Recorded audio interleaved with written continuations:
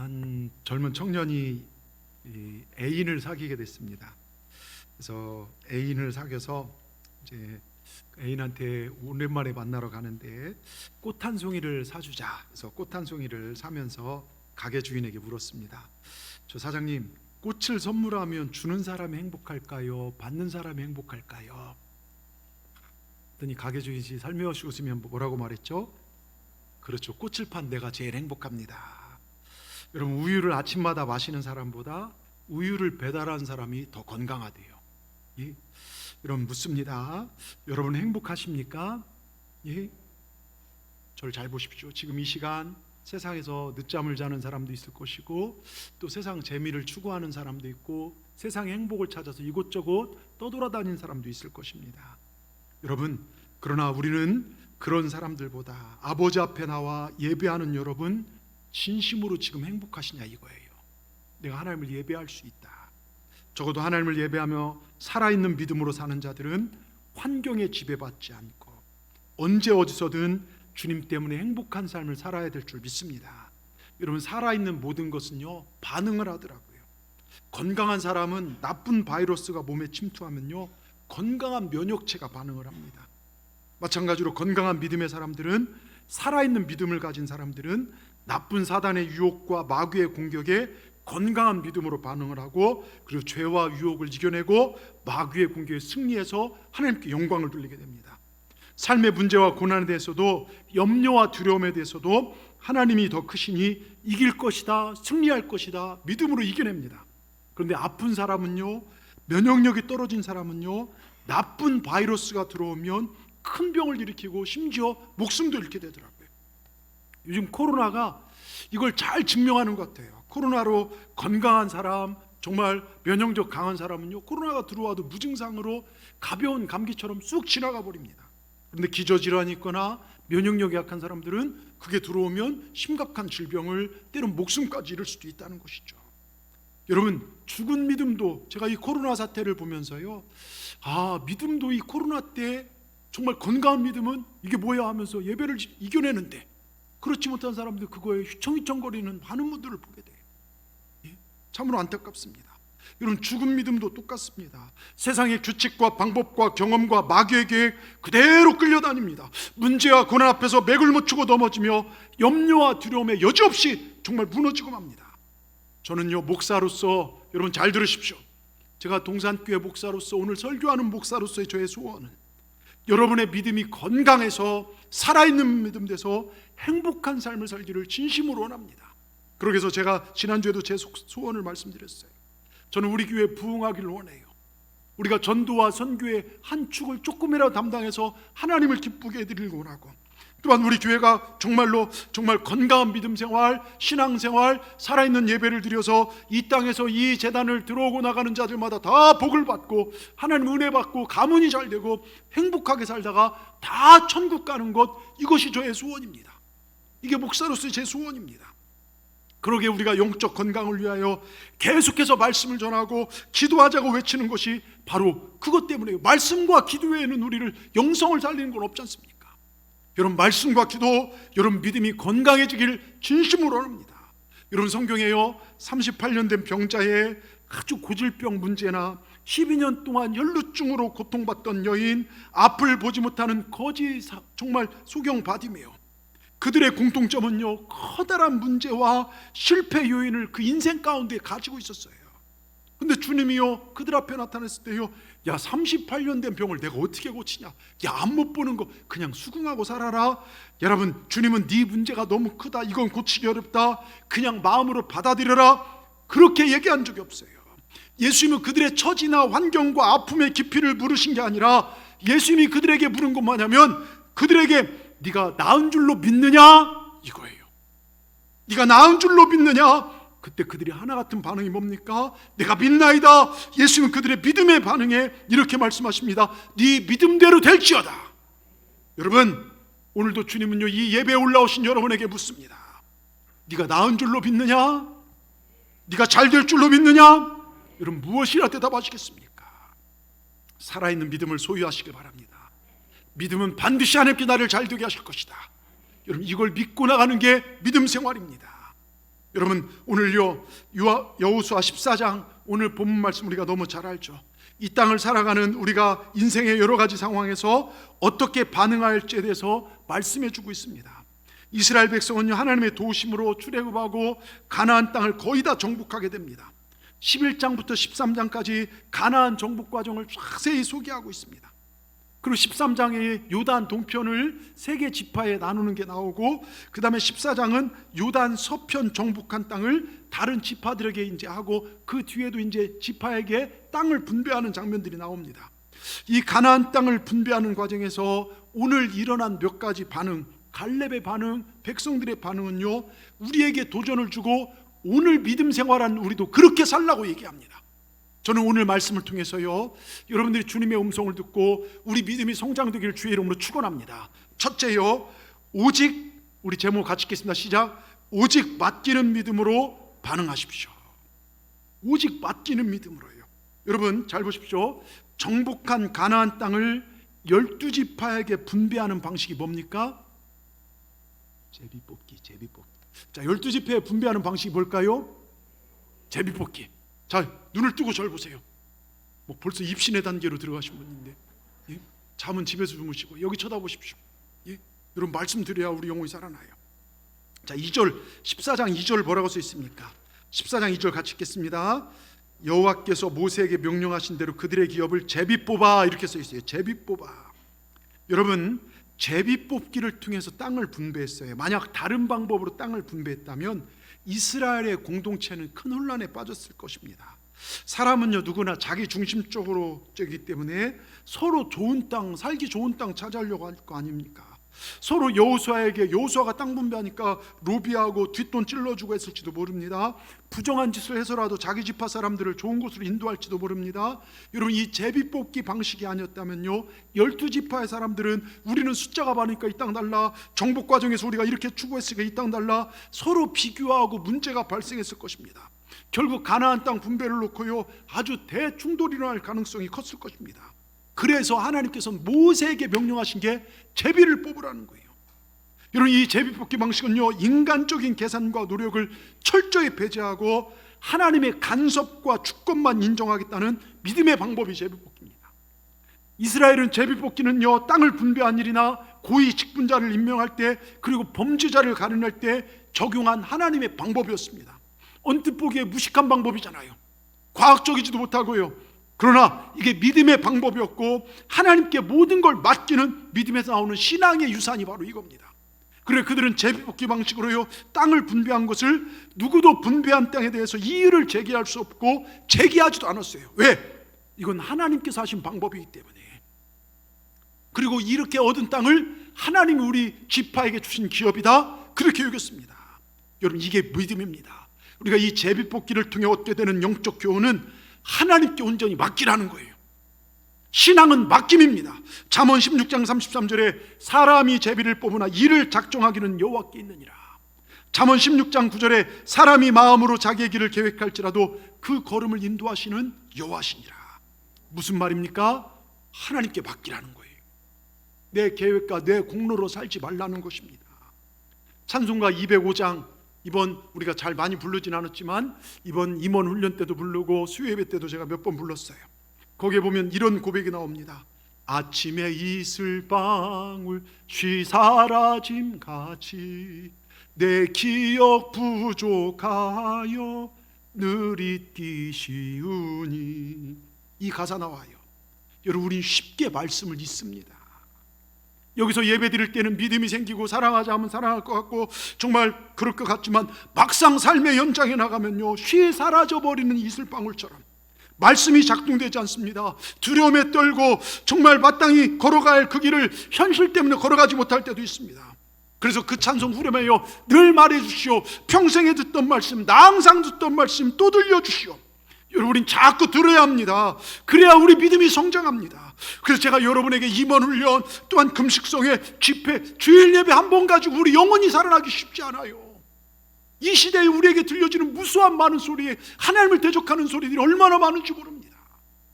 여러분 우리는요 세상의 소리가 아니라 내 내면에 꿈틀거리는 소리가 아니라 말씀에 귀 기울여서 합니다. 여러분, 성도는 말씀 듣는 것을요 그 무엇보다 사모하시길 바랍니다. 여러분의 담임 목사로서요 여러분이 살아있는 믿음 되기를 이 안타까움으로 호소합니다. 말씀 들을 때 우리 믿음이 성장합니다. 내가 받을 은혜요 나에게 주어질 그 놀라운 복은요 여러분 그 시간에 주어지는 거예요. 하나님의 말씀을 통해서 믿음을 세워주시고 복을 주십니다. 여러분 적극적으로 달려드리시길 바랍니다. 그래야 우리가 하나님의 뜻을 분별할 수 있어요. 여러분, 우리 동산교회 교인이라면요 하나님의 자녀라면 신명기 6장 정말 6절 7절 이 쉐마의 말씀 뭡니까? 여러분 6절을 보십시오. 오늘날 내가 너에게 명령하는 이 말씀을 너는 마음에 새기고, 왜 새깁니까? 말씀을 허투루 흘러들을지 흘려보내지 말라는 거예요. 여기서 주어지는 말씀을 가슴에 새기라는 것입니다. 그 말씀이 나를 살게 하라는 것입니다. 기록한 걸 지키라는 거예요. 여러분 7절에 또 뭐라고 했습니까? 자녀에게 부지런히 가르치며, 집에 앉아있을 때든지 길을 갈 때든지 누웠든지 이 말씀을 강론하며 자나깨나 항상 하나님의 말씀을 또 듣고 또 들으라는 것입니다. 그럴 때 우리 믿음이 굳건해지고, 여러분 신명기 그 다음 뭡니까? 그럴 때 너의 날이 장수할 것이고 장구할 것이고 너희 자녀들이 잘 될 것이고, 이게 하나님의 약속이에요. 말씀만 잘 들어도 하나님께 복을 받습니다. 여러분 우리가요 말씀이 쌓이지 않고요 내 생각과 신앙생활의 연륜만 쌓이면요 재단을 쌓는 인생이 아니라 탑을 쌓는 인생이 되더라고요. 여러분 창세기의 원역사에 보면 바벨탑 사건 너무나 잘 아실 것입니다. 여러분 반드시 기억하십시오. 하나님이 사람을 창조하신 목적, 출애굽한 목적, 구원하신 목적, 딱 하나님을 예배하라는 거예요. 하나님 섬기라는 것입니다. 이것은 내 이름을 높이는 것이 아니라 하나님 이름 높이는 것입니다. 그런데 바벨탑 뭡니까? 우리 이름을 높이자는 거예요. 우리가 뭔가 마음대로 한번 해보자는 것입니다. 그때 하나님께서 어떻게 합니까? 그들을 다 흩어버리셔요. 그리고 나서 아브라함을 택하십니다. 아브라함이 75세에 사명을 받고 떠나갑니다. 여러분 하나님께서 아브라함이 75세에 너는 네 아비 고향 본토 친척을 떠나라, 아브라함 떠났어요. 여러분 그때요 아브라함 75세에 아브라함의 아버지가 살아계셨을까요? 돌아가셨을까요? 아브라함 살아계셨을까? 돌아가셨을까요? 살아계셨죠. 어떻게 하셨습니까? 예. 여러분 아버지가 계시고 대를 이어서 살아야 할 그 자식이요 하나님 명령 앞에서요 떠납니다.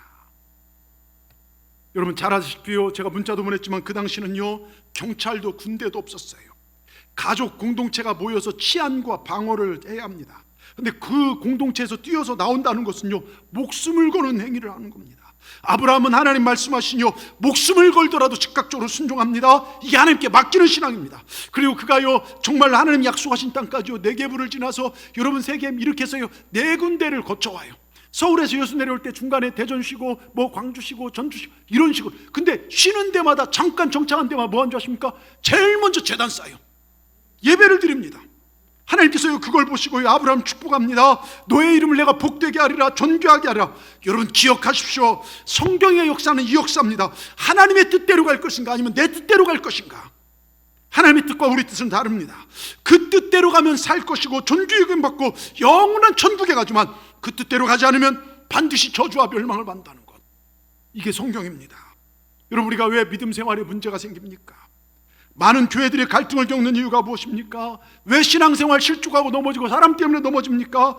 예수님께 온전히 맡기고 믿음으로 반응하기보다는 내 뜻과 내 자아로, 내 의지로 나가기 때문입니다.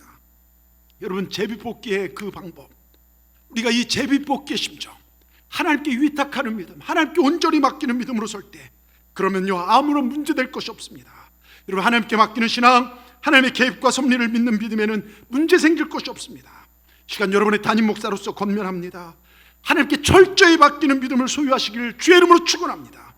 2022년 이 예배 이후 하나님께 철저히 맡기시기 바랍니다.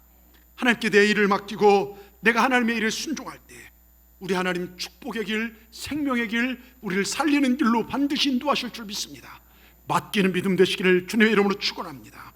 둘째요, 억울하고 속상하고 이해가 안 된 상황일지라도 순종으로 반응하십시오. 아시겠습니까? 자, 저를 보십시오. 정신 바짝 차리고요. 오늘 자 여기 앞에 보면 14장 4절을 좀 띄워주십시오. 여호수아 14장 4절 같이 읽겠습니다. 이는 요셉의 자손이 므낫세와 에브라임 두 지파가 되었음이라. 이 땅에서 레위 사람에게 아무 분깃도 주지 아니하고 다만 거주할 성읍들과 가축과 재산을 위한 목초지만 주었으니. 자, 여러분 보십시오. 자, 이스라엘 지파 중 다른 지파는 다 땅을 분배받았어요. 근데 레위 지파는 아무것도 분배받지 못해요. 땅에 대해서는요. 여러분, 사실 레위 지파는 이스라엘 넘버 3예요. 예? 형제 중에요, 세 번째예요. 근데 오늘 야속하게도요, 아무것도 분배받지 못합니다. 자, 여러분이 형제라면요, 여러분이 그 상황이라면 어떻겠습니까? 하나님이 여호수 통해서 아무것도 안 두면요, 막 여호수한테 네가 뭔데 나를 안 주냐 막 따질 수도 있잖아요. 예? 다른 사람 다 받았는데 나만 못 받는다? 속상하고 기분 나쁘지 않습니까? 요즘같이요, 부동산 값이 막 올라가는데요, 부동산을 못 받는다? 아마 미칠 겁니다. 그런데 레위 지파가 땅을 분배받지 못한 이유는 하나님 명령이에요. 먼저는요, 성전에 봉사한 사람 재산 가문은 땅을 기업으로 받지 못하도록 했어요.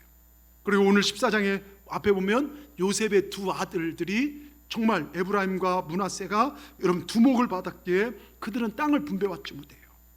여러분 억울하잖아요. 예? 저 조카들이 땅을 받고요, 왜 우리 눈에 보이는 땅을 기업을 주지 않냐고 항의할 수도 있습니다. 그런데 레위 지파는 아무런 말대꾸나 반항하지 않아요. 예? 그것은 레위 지파가 하나님 제사장 지파로서 모범을 보여준 것입니다. 억울하고 속상하고 서운한 상황에서 오히려 하나님의 뜻이 있겠지 감사하고 순종하는 삶을 보여주십니다. 여러분, 신앙생활하면서요, 교회생활하면서 또한 삶을 살아가면서 억울할 때 있어요. 내가 노력한 만큼 어디서 인정받지 못할 때, 알아주지 못할 때도 있습니다. 그때 레위 지파의 겸손함을 보십시오. 하나님이 알아주시면 된다. 아멘. 아멘 하십시오. 우리 사람 알아주려고 내 이름 내려고 신앙생활하는 게 아닙니다. 하나님이 기억하시면 되잖아요. 하나님이 알아주시면 되잖아요. 이게 신앙 아닙니까? 여러분, 레위 지파는요, 침묵을 넘어 감사로 순종합니다. 왜 그럴까요? 레위 지파가 영적인 복이 무엇인지를 알고 있기 때문에 그래요. 눈에 보이는 땅을 기업으로 받는 것보다 하나님을 내 기업으로 삼는 것이 더 큰 복이란 걸 알기 때문입니다. 또한 그들은 영적인 원리, 영적인 일이 잘 될 때 범사가 잘 되고 강건하게 된다는 이 영적 축복의 원리를 알기 때문입니다. 사실 레위 지파는요, 땅을 기업으로 받지 못했지만요, 여러분 이스라엘 48개 전역 도시에요 흩어져서, 그러니까 땅을 못 받지만 전 땅을 다 다스리는 거예요. 다시 말해 레위 지파는요, 자신의 분깃 양보하는 것 같지만요, 다른 지파들과 비교할 때 결코 뒤지지 않는 신리와 명분, 이익을 얻게 됩니다. 하나님을 자기 기업으로 삼고요, 이스라엘 전역을 자신의 땅으로 삼게 되었습니다. 여러분, 이게 뭘 의미하는 줄 아십니까? 하나님을 섬길 때, 말씀에 순종할 때 거기 하나님의 은혜가 더하시더라, 이것입니다. 이런 분들이 있어요. 예배 드리면 밥이 나오냐 쌀이 나오냐, 근데 우리가 밥 먹고 쌀 먹기 위해서요 예배 드립니까? 예? 우린 생명을 얻기 위해서 하나님 앞에 예배 드리는 겁니다. 생명을 얻기 위해서 하나님을 섬기는 것입니다. 여러분, 하나님의 말씀대로 나가면요, 성경의 모든 복이 우리 것이 됩니다. 믿으십니까? 여러분, 이것을 레위 지파가 우리에게 보여주는 거예요. 섬김이 무엇인지, 구원받은 자들이 해야 할 섬김이 무엇인지 보여줘요. 제가 정말 그 성탄절 때마다 말씀드리는 거죠. 마태복음 1장 21절을 좀 띄워주십시오. 마태복음 1장 21절에 뭐라고 했습니까? 아들을 낳으리니 이름을 예수라 하라. 이는 그가 자기 백성을 저희 죄에서 구원할 자이심이라. 여러분, 예수님이라는 이름의 뜻은 죄에서 구원한다, 영생을 얻게 한다, 이런 뜻이 있어요. 자, 내게도 예수님 필요한가, 너에게도 예수님 필요한가? 이 질문에 여러분이 어떻게 대답하냐에 따라서 우리 영생이 달려집니다. 예수님을 그리스도로 믿은 사람은 영원한 천국에 가요. 예수님을 거부한 사람은 영원한 저주와 멸망 가운데 떨어집니다. 기억하십시오. 나도 언젠가 천국과 지옥의 갈림길에 서는 날이 곧 옵니다. 여기 우리 자신이 어떤 존재인가를 가장 잘 가르쳐주는 성경 구절 한 구절이 있죠. 히브리서 9장 27절 같이 읽겠습니다. 한 번 죽는 것은 사람에게 정한 것이요 그 후에는 심판이 있으리니. 여러분, 누구도 이 자리를 피해갈 수 없어요. 누구도 심판을 피할 수 없습니다. 그가 부자라도 권력자를 힘이, 여러분 누구도 죽음을 피해갈 수 없습니다. 그런데 이 심판이 기다리고 있는 자리를 성경은 뭐라고 합니까? 지옥이라고 합니다. 우리가 지옥 가는 걸 도저히 볼 수 없어서 우리를 구원하시기 위해서 우리 주님께서 이 땅에 오셨습니다. 그럼 왜 그토록 고귀한 하늘의 왕태자 독생자 예수를 죽이셔서까지 우리를 구원하실까? 왜 이 땅에 보내주실까? 십자가 지기 위해서 우리 주님을 보내신 하나님 아버지의 뜻이 무엇일까? 성경 말씀, 특별히 예수님의 탄생을 예언하는 말씀이에요. 하나님께서 예수님을 통해 우리를 구원하신 목적이 정확히 나옵니다. 이것만큼 잘 표현된 게 없어요. 누가복음 1장 75절 같이 한번 읽어보겠습니다.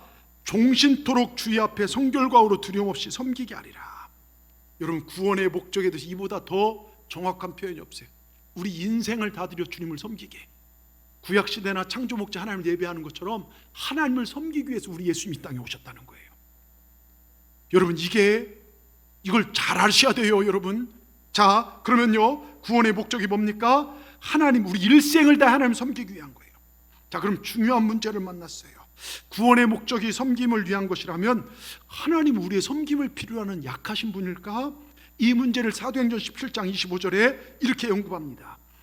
또 무엇이 부족한 것처럼 사람의 손으로 섬김을 받으시는 것이 아니니 이는 만민에게 생명과 호흡과 만물을 친히 주시는 자이십니다. 그러니까 사람의 손으로 섬김을 받으신 분이 아니라는 거예요. 무슨 뜻입니까? 사람의 섬김을 필요로 하는 게 아니라는 겁니다. 하나님은 만물을 창조하시고 모든 사람의 생명을 주시는 홀로 부족, 어떤 필요를 원하신 분이 아니라는 거예요. 그렇다면 잘 들으십시오. 하나님을 섬긴다는 게 무엇입니까? 예? 이거 잘 들으셔야 돼요. 정신 바짝 차리고요. 제가 몇 번을 말씀드렸습니다. 하나님께서 내게 하시고자 하는 것을 하실 수 있도록 해드리는 것 섬김이에요.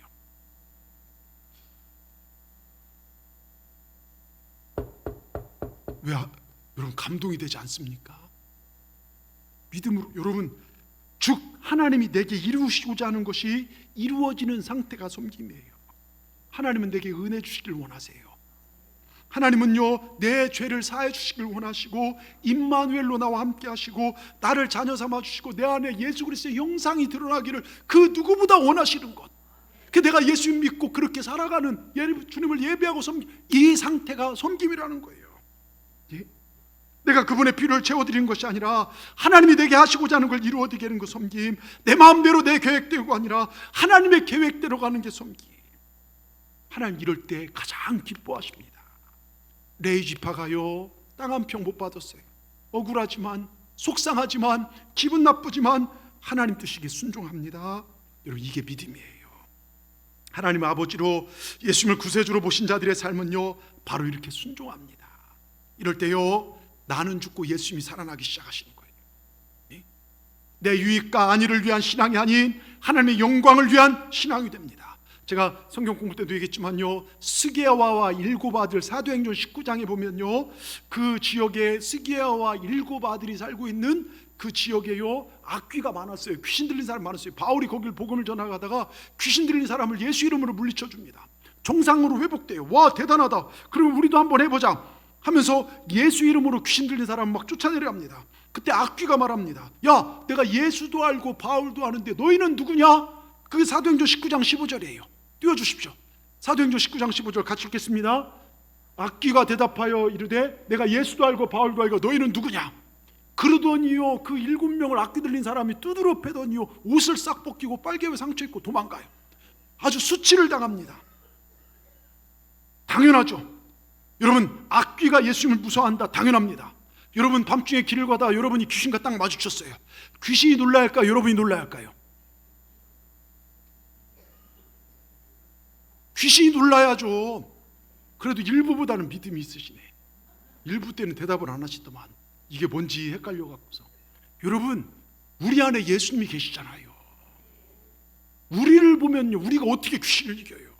근데 내 안에 예수님, 여러분 보십시오. 자, 보세요. 바울은 왜 귀신이 무서워했을까?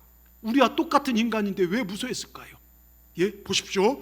여러분, 비밀은 갈라디아서 2장 20절에요. 여러분, 갈라디아 2장 20절 같이 읽겠습니다. 시작. 내가 그리스도와 함께 십자가에 못 박혔는지 그런즉 이제 내가 사는 것이 아니요 오직 내 안에 그리스도가 사신 것임이라. 자, 여기까지요. 오직 내 안에요. 여러분, 악귀는요, 바울을 본 게 아니라 바울 안에 그리스도가 사신 걸 본 거예요. 바울이 아닌 예수님을 본 것입니다. 여러분 안에 예수님이 살고 계십니까? 예수님 여러분의 그리스도가 되십니까? 나는 죽고 예수로 사시길 주의 이름으로 축원합니다. 예수 이름으로 나가시길 주의 이름으로 축원합니다. 이게 안 되니까 갈라지고 싸웁니다. 만약 레위지파가 나도 땅 줘, 여호수아 네가 뭔데 그래, 그럴 수 없다 그러면요, 땅을 달랬다면요 갈라져 싸워서 난리가 났을 거예요. 예? 간혹 그런 사람들 많잖아요. 하나님 뜻을 받아 주의 종이할 때요, 목사님 뭔데 하면서 여러분 이렇게 되면 교회가 갈라지고 싸우는 거예요. 지금요 수많은 교회가 십자가로 놓지만요, 여러분 그 밑에서요 무슨 이렇게 싸워서 나눠지는 것. 여러분 우리 주님께서요, 야 니들 갈라져 싸우면 망한다, 이 주님께서요 이 일반화하신 말씀이에요. 이 주님의 말씀이에요. 최고의 가치 성령 충만 먼저 하십니까? 하나 되는 거예요. 선과 화평을 이뤄서 하나를 이루라, 이게 요 성령의 충만함입니다. 마귀는요 데빌 뜻 자체가요 디바인 나눈다는 뜻이에요. 분열케 합니다. 뒤에서 수근거립니다. 여러분 정말로 마귀는 분열케 하지만요 성령님은 하나가 되는 거예요. 그러니까 섬김은 뭐냐? 하나 되게 만드는 것. 그래서 온 교회가 하나 되어 하나님을 예배하는 것입니다. 하나님이 하시고자 하는 것을 하는 것인데요, 그 하나님이 하시고자 하는 것이 순종이고 하나 되게 하는 것입니다. 이렇게 순종함으로 우리는 하나님의 거룩한 산 자녀가 되는 거예요. 여러분 요 항구에 정박한 한 상선에 선장의 아들이 원숭이와 막 어울려 놀고 있습니다. 근데 원숭이가 소년의 모자를 탁 낚아채더니요, 저 탑 위로 그 뭡니까 돛대 위로 탁 올라갔어요. 그 모자를 빼앗기 위해서 정신없이 원숭이를 따라 올라갔습니다. 근데 소년이 문득 정신 차리고 보니까요 너무 높은 곳에 올라와 있습니다. 발밑을 내려다본 순간요 겁에 질려서 움직이지 못해요. 여러분 이 고소공포증이란 거 제가요 5학년 때요 한번 절벽에 다 올라가다 중간에 매달려 갖고서요 막 어떻게 할 수 없어 막 울고, 제가 제 인생 이런 경험을 해본 적이 알아요. 얘가 막 너무 놀라서 거기서 막 울어버렸어요. 그때요 선장이 돛대에 울고 있는 아들을 향해 권총을 겨눕니다. 아들아, 밧줄 놓고 빨리 바다로 뛰어들어라. 그렇지 않으면 총을 쏴버리겠다. 소년은요 두 눈을 불끈 감고 넘실대는 바다 위로 뛰어들었습니다. 아버지의 말만 믿고 뛰어내렸습니다. 물속에 한번 탁 빠졌다 솟구쳐 오를 때요 아버지가 그 품 안에 소녀를 꺼내놔서 자식을 살립니다. 잘 들으십시오. 믿음이란 내 자아, 교만, 이것 놓으면 죽는 것 같은 내가 붙잡은 줄, 고집의 밧줄, 이거 놓는 거예요. 이걸 놓는 것입니다. 자주심의 밧줄, 물질의 밧줄, 이 밧줄을 놓으라고 할 때 놓을 때 거기에 삶이 있어요. 거기에 승리가 있습니다. 여러분 주님이 나를 통해 하시고자 하는 것, 그걸 행하십시다. 우리가 억울하고 뜻에 안 맞더라도 순종하고 사십시다. 여러분 이렇게 살 때 레위지파는요 아무것도 없는 것 같지만 사실 전부를 가졌어요. 하나님께서 안 되는 중에서도 되게 하시고 아무것도 없는 것 같지만 모든 것을 다 가지게 하는 이 놀라운 복이 저와 여러분 삶 가운데 있기를 주의 이름으로 축원합니다. 끝으로요 반드시 잘 되게 하신다는 약속을 믿는 믿음으로 반응하십시오. 아멘. 자, 오늘 여호수아 14장 오늘 읽었던 본문으로 와서요 이스라엘 지파의 리더들이 모여서 제비뽑기를 하고 난 후에요 갑자기 아주 황당한 돌발 사태가 발생됐습니다. 느닷없이 유다 지파의 그니스 사람 여분네 아들 갈렙이요 불쑥 나와서 여호수아에게 말합니다. 12절 뭐라고 합니까? 그날에 여호와께서 말씀한 이 산지를 지금 내게 주소서. 여러분 이거 심각한 겁니다. 지금 다 제비를 뽑고 난 후인데 이미 땅 분배가 끝난 상황에서 갑자기 뒤늦게 갈렙이 나타난 것입니다. 그러더니 여호수아에게 옛날 내가 40대부터 자신에게 준다고 했던 그 땅을 달라갑니다. 이런 모두들 당황했어요. 누구나 좋은 땅, 넓은 땅, 안전한 땅을 갖고 싶지 않겠습니까? 갈렙이 이야기를 듣는 순간 다들 씩씩거리면서 한마디 말 못하고 갈렙 째려보고 있습니다. 사실 갈렙이 누구인지 이스라엘 사람 다 알고 있습니다. 갈렙이 이스라엘 사람 영웅입니다. 40년 전에요 40세의 가나안 정탐꾼으로 전설적인 인물입니다. 그리고 그때까지 이스라엘에 미친 그의 영향력이 대단했습니다. 갈렙의 이러한 요구는요 나이로 보나 주의로 보나 공로로 보나 아무도 갈렙에게 이의를 제기할 수 없어요. 어쩌면 이스라엘 사람 말도 못하고 아우 또 있네 저거 속만 끓였을 줄 몰라요. 근데 갈렙의 다음 말을 듣는 순간 그들의 열받은 생각은 그 정말 세속적 생각이 여지없이 무너집니다. 큰 충격을 받아요. 왜? 갈렙이 요구한 땅은요 다름 아닌 헤브론 땅을 달라고 합니다. 이 산지 헤브론을 그들에게 주어. 그렇게 써 있어요. 헤브론이요. 13절에 축복하고 헤브론을 주어. 여러분, 여호수아가요 얼마나 사람들이 서로 좋은 땅 차지하려고 할 때요, 갈렙이 와서 헤브론 달라 할 때요, 여호수아가요 13절에 보면 이 갈렙을 축복해요. 근데 헤브론 땅이 어떤 땅입니까? 여러분, 헤브론은 유다 산지예요. 해발 3,000m 고산지대에 위치해 있죠. 그곳에 12절 했지만 강력한 아낙 자손이 살고 있어요. 크고 견고한 성읍들이 있어요. 차지하기 어려운 땅입니다. 그들이 언제든지 골리앗처럼요, 블레셋 이런 아낙 자손들은 거인 족속들입니다. 그들이 쳐들어와서요 정말 언제든지 우리 걸 싹 뺏어갈 수 있고 죽임당할 수 있는 땅입니다. 척박한 사막이요. 제가 이스라엘 가보니까요, 그 유대산지라고 거기가요 거의 사막지대에 사람이 살기 어려운 곳입니다. 모든 사람들, 지파 사람들은요 제비뽑기 하면서 야 여기는 안 걸렸으면 하는 땅이, 이 땅이 갈렙이 달라는 헤브론 땅입니다.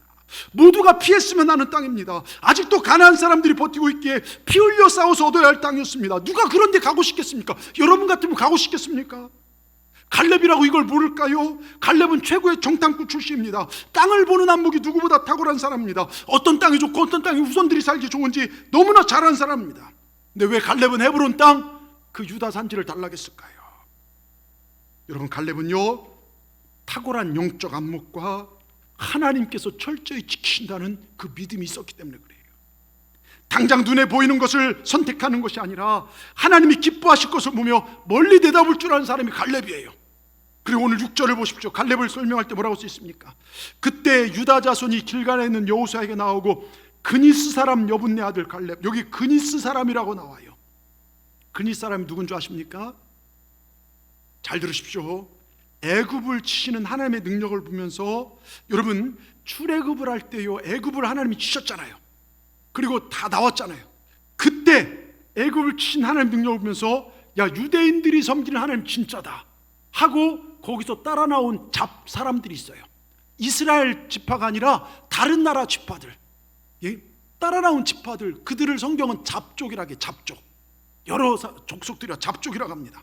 그 잡족 출신이 바로 갈렙입니다. 무슨 얘기죠 하십니까? 내가 구원받은 은혜에 감사하는 사람입니다. 나 같은 사람이 하나님을 감당할 수 있다는 것, 내가 봐온 역사는 하나님의 손에 의해서 지금까지 역사가 흘러간다, 하나님을 바라보는 믿음의 사람이 잡족 출신 갈렙이었어요. 예? 그러면서 갈렙은요 저 헤브론 땅은 죽을 땅이 아니라 살 땅이다, 망할 길이 아니라 잘 될 길이다, 생명의 길이다, 저주의 길이 아니라 축복의 길이다. 여러분, 갈렙은 이 믿음이 있었어요. 땅이 중요한 게 아니라 하나님과 함께하는 것이 중요해요. 레위 족속과 똑같죠. 하나님이 기업되면 되는 것입니다.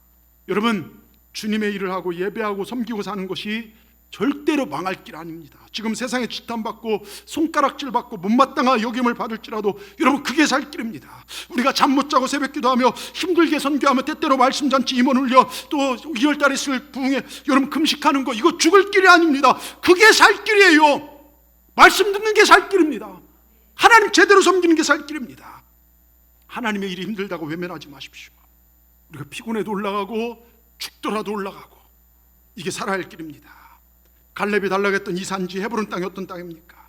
400여 년 전으로 거슬러 가면요 아브라함이 처음으로 제단 쌓는 곳이 그곳이에요. 그리고 아브라함 안에 사라가 묻힌 곳도 헤브론 땅입니다. 아브라함과 이삭과 야곱이 거주하며 살았던 땅입니다. 다시 말해서 헤브론 땅은 유다 지파 족속들이 살았던 축복의 땅이요 은혜의 땅, 약속의 땅입니다. 갈렙 비록 400년이 지난 지금 아낙 자손들이 살고 있지만 그 땅은 앞으로 하나님의 말씀이 성취될 축복의 땅이요 하나님이 통치하고 다스리는 풍성한 땅이 될 것을 믿었습니다. 또한 그 땅이 뚫리면 예루살렘까지 무너져요. 이스라엘 무너집니다.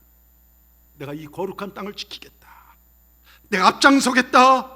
여러분 85세에 얼마나 멋집니까? 예? 왜 제가 막 이렇게 설교하는데 감동들이 하나도 없습니까? 예? 얼마나 멋집니까? 하나님의 눈으로 바라보십시오. 믿음의 눈으로 바라보십시오. 그럴 때 우리의 척박한 땅도요, 우리의 정말 둘러싸인 산 같은 문제도요, 우리 앞에 있는 고난과 역경도 축복의 헤브론이 될 수 있다는 걸 믿으시길 바랍니다. 이게 갈렙의 믿음이었어요. 여러분 지금 척박하고 나는 힘들고 나는 어렵다 말하지 마십시오. 하나님이 함께 하시면 역전됩니다. 이게 믿음입니다. 지금 이 시대요 갈렙 같은 사람이 얼마나 필요한지 몰라요. 반면에 단지파 하실 거예요. 단지파 제가 몇 번 얘기했죠. 제가 이스라엘 갔다가 그 단지파는 사실 헤브론 옆에 보면 지중해 땅에 그쪽 땅을 분배받았어요. 근데 밑에는 블레셋이 있죠. 거기 바닷가라 살기도 좀 좋지 않아서 그들이 어디로 간 줄 아십니까? 헬몬산까지 가요. 자기들과 정반대쪽까지 가요. 헬몬산, 거기는요 정말 물도 기가 막 흘러가는 물 지금 가서도 떠먹을 수 있어요. 그렇게 헬몬산 좋아요. 그래서 헬몬산 밑까지 이주합니다. 그러니까 가보니까 성경에 거긴 녹음이 우거지고 열매도 풍성하고, 성경에 보면 그곳에 만난 사람들에 대해 이야기하는데 아무 문제 없이 평안 있는 사람들 이렇게 써놨어요. 근데 평안인 사람들을요 단지파가 다 죽이고 그 땅을 차지합니다. 이제 편안합니다. 먹고 살기 제일 좋은 땅으로 갔습니다. 그런데 보십시오, 이스라엘 12지파는 하나님이 서로 돕고 살아서 하나 되라고 했어요. 문제가 생겼을 때, 외적이 침했을 때 함께 하나 되어 하나님의 약속의 땅을 지켜나가야 합니다. 다른 지파는요 다 열심히고 유다 지파는 앞장서는데요, 다는 에이 뭐하러 고생해, 지금 힘든데 왜 가, 우리 지파끼리 여기 잘 살면 돼. 하나님 말씀에 순종하지 않아요. 형제들의 어려움을 돌보지 않습니다. 그 결과가 어떻게 된 줄 아십니까? 잘 들으세요. 요한계시록 7장 4절에 10절까지 하나님께서 구원받을 자, 인침받은 자들을 성경이 이야기합니다. 유다 지파부터 막내인 베냐민 지파까지, 그리고 각 나라와 족속 백성과 방언에서 수많은 사람들, 예수를 그리스도로 믿고 고백한 믿음을 지킨 저희 같은 이방인 같은 사람들을 다 이야기합니다. 그런데 성경을 잘 보면요 단이 없어요. 단지파 이름이 빠져버립니다. 여러분, 이거 엄청나게 무서운 결과입니다. 천국에 못 간다는 거예요. 성경에서 그 이름을 제했다는 것입니다. 하나님께서 그 이름을 기억하지 않겠다는 것입니다. 영원한 불못에 던져진다는 것입니다. 여러분, 제발 갈렙이 되십시오. 단이 되지 마십시오. 편안한 거 추구하지 마십시오. 적당히 섬기고 살려고 하지 마십시오. 누군가 하겠지 구경꾼 되지 마시고 갈렙처럼 이 산지를 내게 주시고 나가십시오.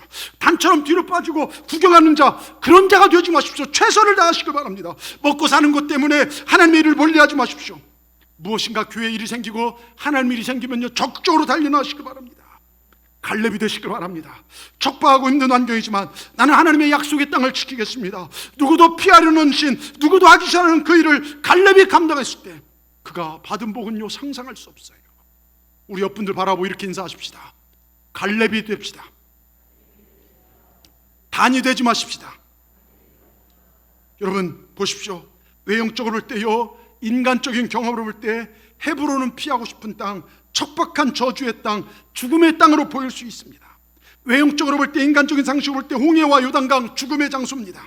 앞이 꽉 막히고요, 뒤에 쫓아오고요, 이러지도 저러지 못하는 죽음의 장소입니다. 실패와 절망의 장소가 홍해와 요단강이라면, 그런데 믿음의 눈으로 보면 다릅니다. 하나님의 눈으로 보면요, 하나님이 역사하시는 장소가 바로 그 장소입니다. 은혜의 땅입니다. 약속의 땅입니다. 기적을 볼 수 있는 땅이고 자손 대대로 축복받는 비결이 있는 땅입니다. 세상의 눈으로 보면 홍해와 요단강은 막힘이고 좌절이지만 믿음의 눈으로 보면 홍해와 요단강은 하나님의 능력을 경험하는 기적의 장소가 되더라 이것입니다. 여러분, 지금 척박한 삶을 살고 계십니까? 앞이 꽉 막힌 홍해 같은 그런 삶에 처해 있습니까? 도저히 어찌해 볼 수 없는 삶을 살고 계십니까? 우리가 갈렙처럼 믿음으로 맡기고 나아가면 척박한 내 삶이 엄청난 복의 땅으로 변화될 것이고 홍해가 갈라지고 요단강이 갈라지는 기적을 경험하게 될 줄 믿습니다. 우린 믿음으로 사는 거예요. 은혜로 사는 것입니다. 하나님의 도움으로 살아가는 자가 저와 여러분인 줄 믿습니다. 여러분, 생각으로 살지 마세요. 말씀을 묵상하세요. 계산하고 살지 마십시오. 단처럼 살지 마십시오. 갈렙처럼 나갈 때요 하나님이 길을 여십니다. 제가 몇 번 얘기했죠. 박모세라는 청년, 태어날 때요 뒤통수 머리뼈가 없었어. 태어났어요. 그래서 뇌가 흘러나왔어요. 대뇌가 70%, 대뇌가 90%, 손해 70%. 뇌에, 우리 학생 다 들어보세요. 뒤통수 없어서 뇌가 이렇게 빠져 죽어. 아주 중증 장애요. 살 확률이요 0. 몇 %도 안 돼요. 이거 의학적으로 죽는다는 선고입니다. 그런데 그 엄마가 믿음이 있어요. 모세같이 건진받기를 바라는 마음에서 이름을 모세라고 지어요. 살 확률이 얼마 안 되는데 살아났어요. 한 가지씩 장애를 극복하고요. 여러분 어떻게 합니까? 정말 아침 마당인가 나와서 엄마랑 같이 이른 아침에 그 노래도 부르고, 또 평창 결정됐을 때요 애국가 제창도 박모세가 있어요. 여러분 정말 찬양 사역도 합니다. 더 인상적인 것은요, 수많은 성경을 줄줄이 암송해요. 예? 뇌가 살아난 거예요. 뇌가 90%가 없는데 우리 학생 잘 들어. 현소야, 정연아, 잘 들어봐. 이노도. 자, 뇌가 90%가 없는데 성경을 다 암송해. 니들 머리는 뭐냐 그러면? 예? 보세요. 10%밖에 안 남은 뇌지만 하나님의 능력이 임하시면요, 일으켜 세워요. 박모세의 장애가 홍해였다면 기도는 믿음의 그 장애를 가르는 기적이었다는 것이죠. 여러분, 하나님의 능력 의지하십시오. 아멘. 갈렙처럼 눈으로 보이는 세상이 아니라 하나님 보신 세상을 보시길 바랍니다. 그러면 하나님 일으켜 세우십니다. 한 가지만 말씀드리고 마치겠습니다. 잘 들으십시오.